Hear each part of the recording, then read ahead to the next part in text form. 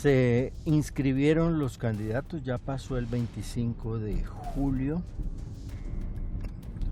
Hubo una jornada muy intensa, contradictoria, pues porque a última hora, no, que la lista no está completa, entonces ¿qué hacemos? Pero ahí pues encima del registrador, como siempre suele suceder en estos casos. Y desafortunadamente, hay que decirlo, es que nos faltan unas mujeres aquí, que nos faltan unas mujeres acá, y Eso es vergonzoso. Hay más mujeres que hombres en este mundo. Y los partidos políticos y movimientos y todo no han sido capaces de resolver ese problema de incorporar a la mujer a la política de manera activa, propositiva, franca, sin tapujos, sin tener que... No, eso es el colmo. Pero esa es la realidad, pues, y desafortunadamente no es únicamente una realidad nuestra. Pero eso no significa que se pueda excusar, no, eso es lamentable. Bien. Entonces digo pues que se terminaron las inscripciones. La vez pasada hablamos de que votar era mejor que no votar. Yo sigo sosteniendo eso, aunque algunos amigos y amigas me han dicho, no, de todas maneras yo no voy a votar. Pues sí, eso cada uno es libre, eso no es una obligación. Pero piénsenlo. De todas maneras yo sigo insistiendo que es mejor votar que no votar. Eso.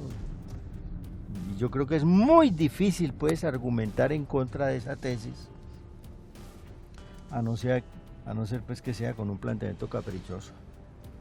Pero es mejor votar que no votar. Claro, inmediatamente la pregunta es, bueno, y está bien, pues voy a votar, pero ¿y por qué voto? ¿Y cómo es la cosa? Bueno, eso ya está mejor, ya eso está mejor. ¿Por quién votar? ¿Por qué votar? En el sentido de que por qué proyecto, por qué idea, por qué...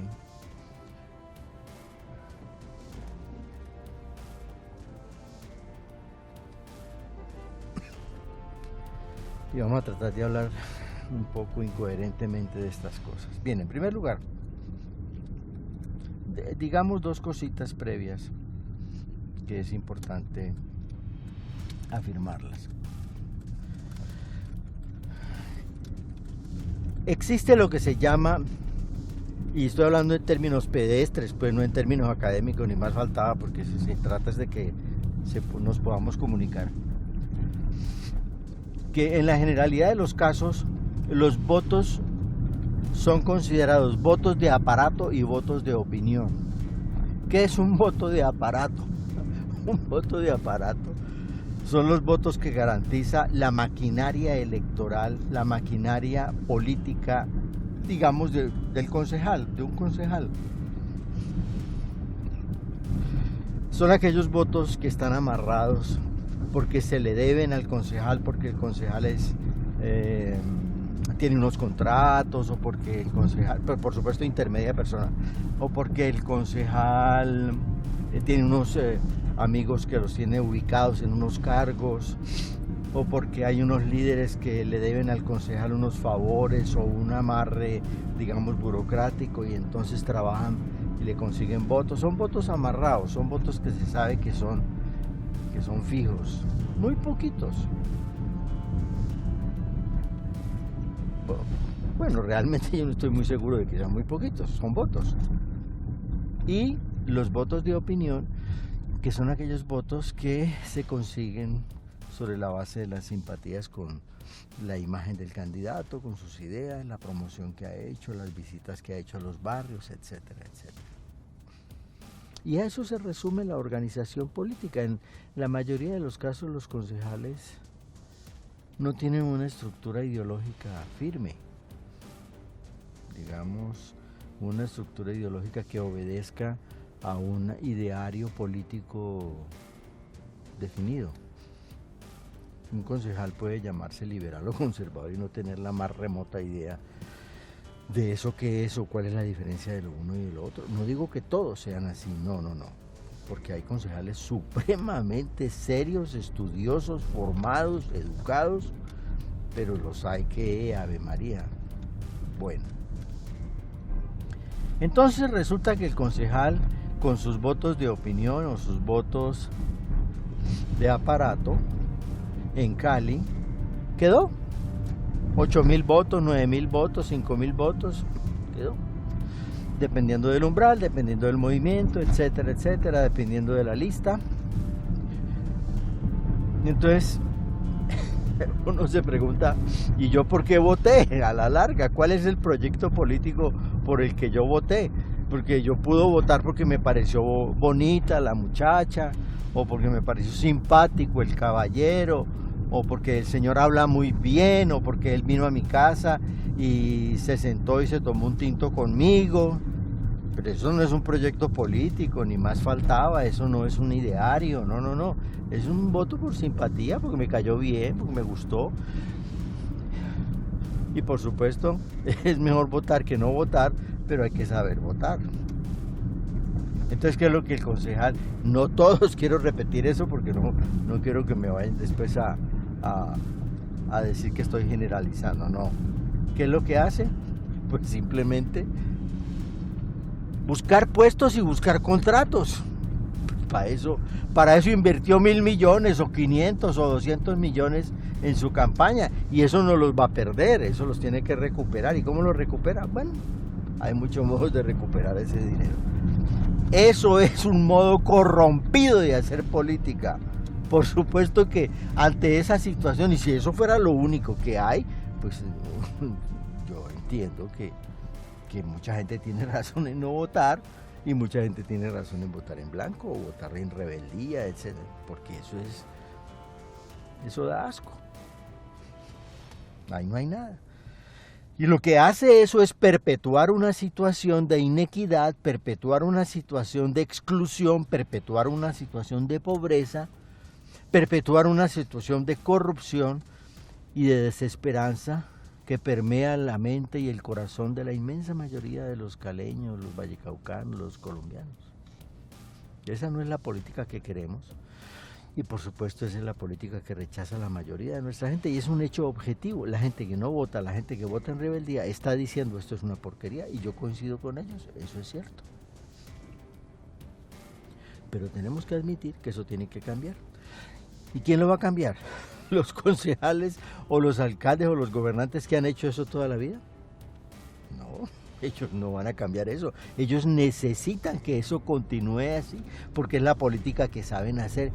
La única persona capaz de cambiar eso es usted, señor ciudadano, señora ciudadana. Nadie más. Nadie más. Lento, lentísimo, pero hay que hacerlo. Hay que comenzar por algún lugar. Si el concejal llega a su barrio, a su comuna, etcétera, donde usted se encuentra, y empieza a prometerle esto y lo otro y lo demás allá, y usted sabe que le está metiendo cuento, pues por supuesto no vote por él. Mire, ¿qué es lo que hace un concejal? Por supuesto voy a simplificar porque no podemos extendernos en una exposición académica, y no es mi interés, ni el suyo, ni el de nadie.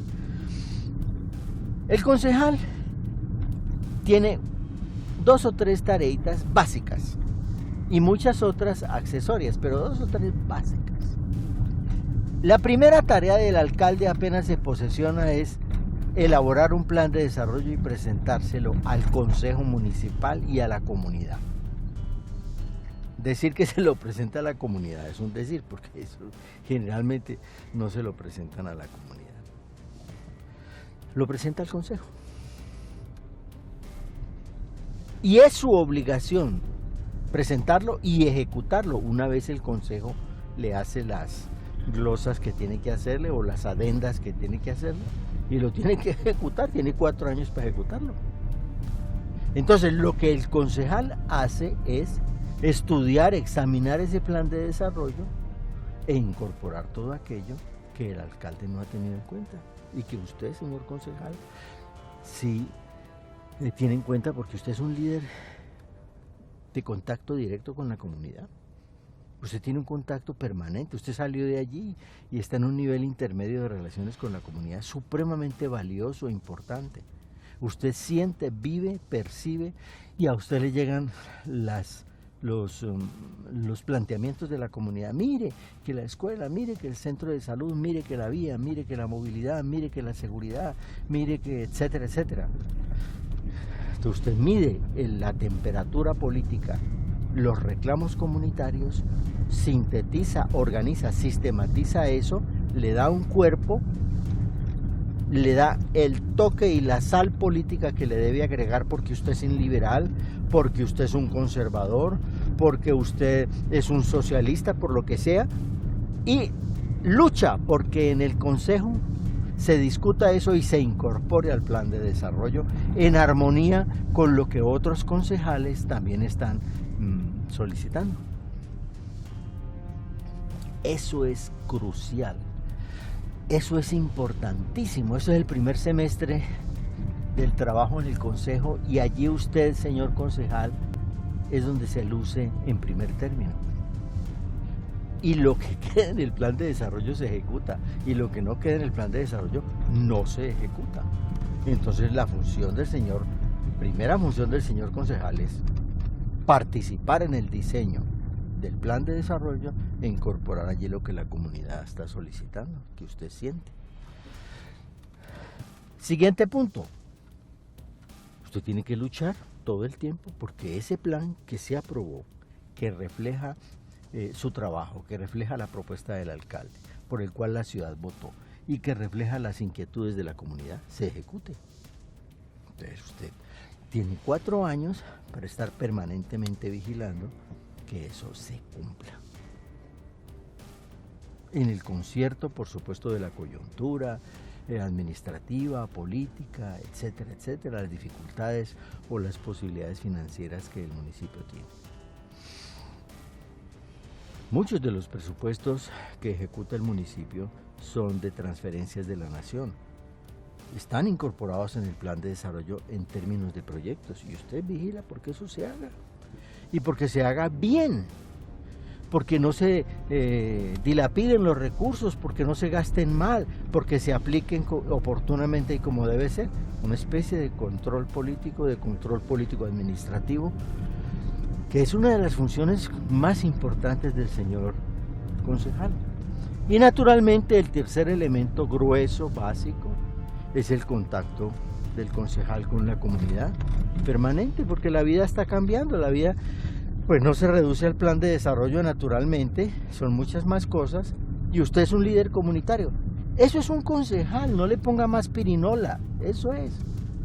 Y eso es importantísimo, y uno vota por una persona que es capaz de hacer eso, y que no le enreda a uno la piola, no le coloca la pirinola a darle vueltas, no le coloca la bolita, enredarlo a uno. No, eso es clarísimo, señor concejal.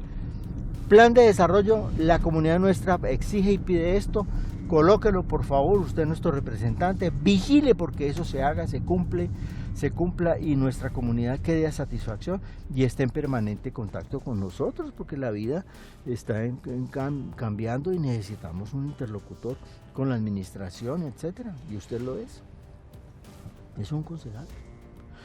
Una persona que va a hacer eso, que se compromete a hacer eso, que uno cree y confía que lo va a hacer, es una persona que se merece el voto de uno, y uno va y vota por él. Y le reclama, señor, esté permanentemente en contacto con nosotros. Usted es nuestro vocero, nuestro personero. ¿Listo? Yo no le veo misterio a eso.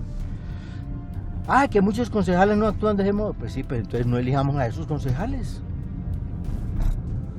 Y hay prácticas supremamente odiosas en los concejales, algunos.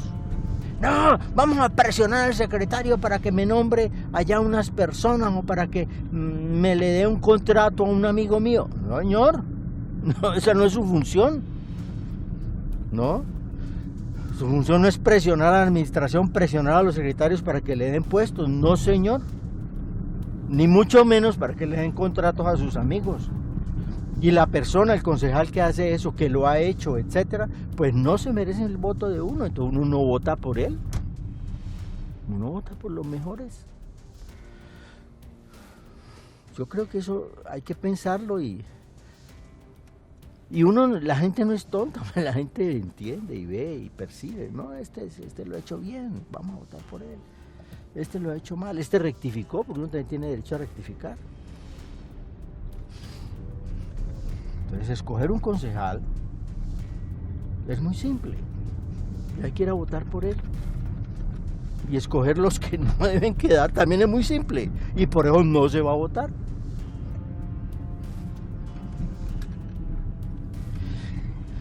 Decir proyecto político, eso es un concepto académico, es muy difícil de entender. Eso que no, eso no es difícil de entender. Lo que pasa es que la gente lo hace confuso para poderlo enredar a uno. Voy a poner un ejemplo y lo voy a poner de un ejemplo que no sea fácilmente objetable. Mire, un señor que se llama Eric Maskin, estoy pronunciando tal como se escribe para que usted lo pueda buscar en internet o etcétera. Eric con C, Maskin con K. Eric Maskin es un Nobel de Economía, un premio Nobel de Economía, o sea, no está pintado en la pared. Es un tipo, gústele a uno o no, que sabe de lo que está hablando. Eric Maskin. Es de Harvard, Universidad de Harvard.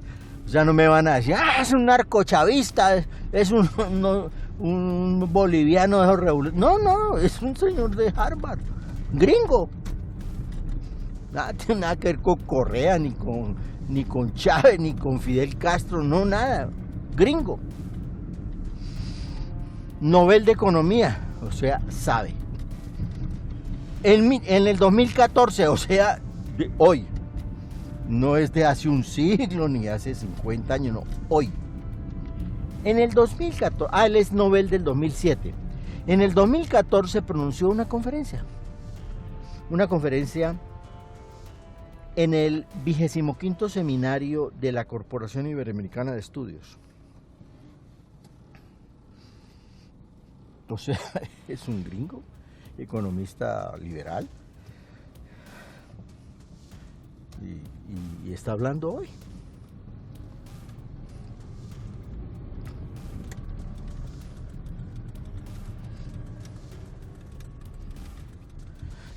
¿Qué dice el señor? El señor dice, en mi opinión, dice Eric Maskin, en mi opinión, es necesario educar para nivelar, para igualar. Un pensamiento supremamente sencillo. Educar para igualar. ¿Igualar qué? Igualar las oportunidades y igualar los estratos. Es decir, está diciendo para que no haya tanta miseria, para que erradicar la miseria, erradicar la pobreza, para que haya trabajo para todos, para que la gente pueda vivir dignamente. Eso es lo que está diciendo el señor. Hay que educar, o sea, le da la clave a la educación. Le da la clave a la educación para que la gente pueda vivir con dignidad. Eso lo entiende cualquiera, y es más, yo creo que todos estamos de acuerdo. Y dice, mire, ¿y a quién hay que educar? Primero que todo, dice él, a los trabajadores. Bueno, es un concepto genérico, los trabajadores, los empleados, o sea, la gente que vive de su trabajo. Un trabajador es la gente que vive de su trabajo. Un trabajador no es únicamente la persona que anda con pico y pala. Un trabajador soy yo que vivo de mi trabajo, aunque trabajo en una universidad. Un trabajador es usted, mi estimado amigo, que trabaja con esa cámara y vive de esa cámara. Un trabajador es la señora que está ahí en la tienda vendiendo aquí en la galería, miren, la galería de la Alameda. Un trabajador es una persona que trae aquí su mercancía y vende mangos, aguacates, y vende todo eso. Es un trabajador, vive de su trabajo. Entonces él dice, educar al trabajador para igualar las oportunidades y por supuesto igualar los estratos. Pero esa educación la debe hacer, dice él,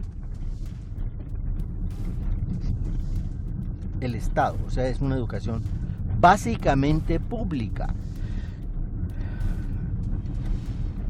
No está excluyendo la educación privada, no está diciendo que la educación tiene que ser exclusivamente pública, no está diciendo eso, está diciendo esa educación para poder estar en capacidad de producir, trabajar y de su trabajo vivir, la debe hacer la educación pública básicamente.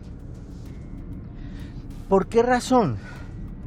Porque es el Estado el único que puede tomar decisiones de esa naturaleza, en el que la educación no es un negocio, sino una inversión pública general de todos, una inversión de todos.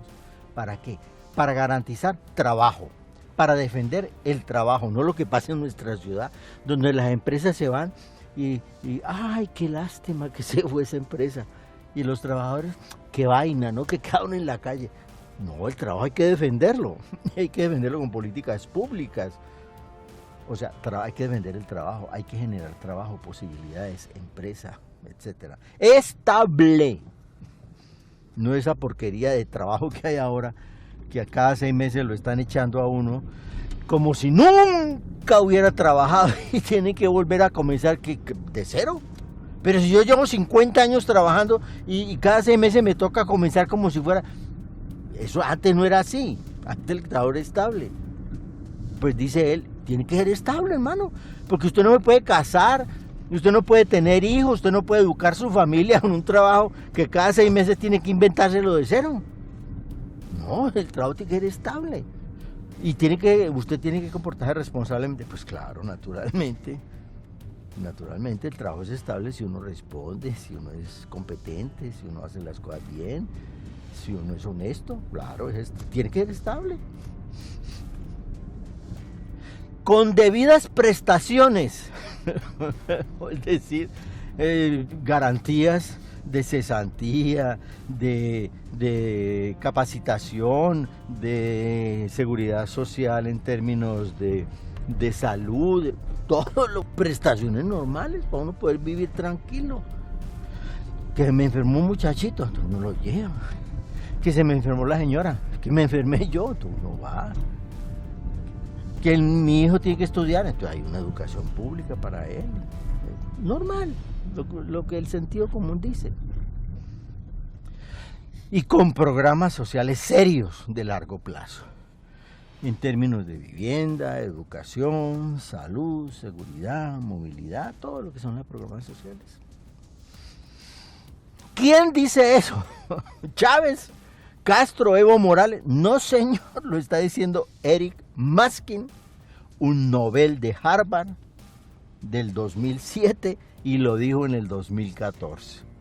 Eso es un programa con el que uno puede estar o no de acuerdo, pero es por supuesto que su pensamiento no se reduce a eso. Yo simplemente traigo un ejemplo de un elemento en el que él hizo énfasis. Hay otros, por supuesto, naturalmente, pero para que vean que hay pensamientos muy simples, muy categóricos, muy precisos, que expresan un pensamiento y un ideario sólido y consistente que tiene un propósito. Él dice, y el propósito es nivelar, que la gente viva con dignidad, excluir la miseria, erradicar la miseria, erradicar la pobreza, erradicar la desesperanza.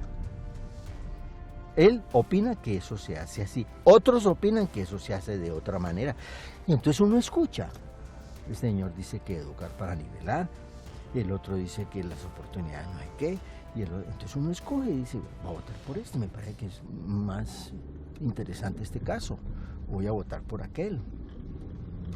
Y uno se puede equivocar, pues claro que uno se puede equivocar, sí, uno se puede equivocar, pero equivocarse así es mucho más correcto, es mucho más digno que equivocarse sin votar.